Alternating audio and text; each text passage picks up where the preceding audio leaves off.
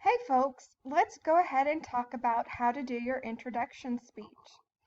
So, to look for information about your introduction speech, you want to start out by clicking on Introduction to Course.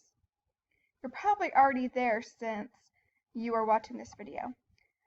But the next thing that I want you to do is I want you to look at your speech rubrics. So you simply open them by clicking Speech Rubrics,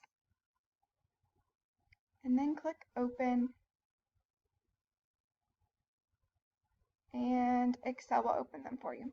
Now it may not open on the introduction speech rubric. So you see these different tabs. You may need to go over until you find the introduction speech, and it'll say right here.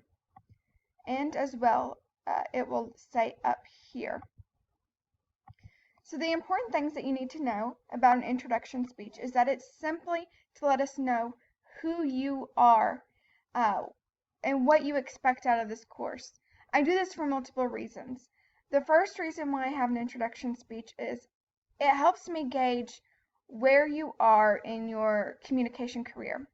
It lets me know where your skill level is currently, so I can literally go back and watch this video at the end of the semester and see how much you grew throughout the semester. So that's really exciting. Another reason why I do the introduction speech is it's really important that you get to know your fellow classmates, because you're going to be doing some speeches that are a lot more difficult than this one. And so I want you to be familiar and comfortable with those around you and those your classmates that you're going to be talking to and about, and your audience members. So there are some specific things that I want you to cover in this speech.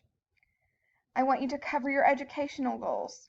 Are you wanting to get an associate's degree or a bachelor's or go all the way to a PhD? What have you. I just want to know what your educational goals are. Next, I want you to tell me what your course goals for this class are. Do you just want to pass the course so that you can check it off of your checklist of courses that you have to take? Or are there specific reasons why you want to take this course, or specific things that you want to learn and develop through this course? The next thing that I want you to tell me is something unique about yourself. Are you an avid duck hunter? Or do you like to practice underwater basket weaving? Something that sets you apart from the rest of the students. And then finally, I want to hear a funny story about you. It can be anything. It could be about the time that you accidentally made fish batter pancakes because you used the fish batter oil instead of regular oil for pancakes. No, that was not me, but it was my sister, and they were disgusting. So let's talk about how a rubric works.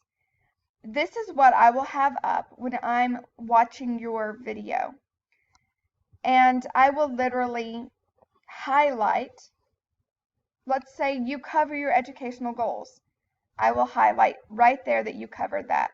But let's say you forgot to talk about your course goals. So I would highlight that there. You said something unique about yourself, and you had your funny story about yourself. The last criteria that you're going to be graded on is your time frame. If you meet the 2 to 2.5 minute time frame, you will earn 5 points.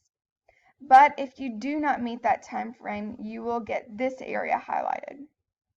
So after I'm done highlighting your speech as you go, then I will calculate how many points you earned. So for here, you would have earned 20 points because you earned 5 points for discussing your educational goals. You earned 5 points for discussing something unique about yourself. You earned 5 points for telling a funny story, and you earned 5 points for meeting the time frame. You missed out on an opportunity to earn 5 points by not discussing your course goals.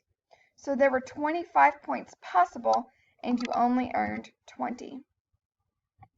As you're going, I will also provide feedback. So maybe you need to slow down when you're talking.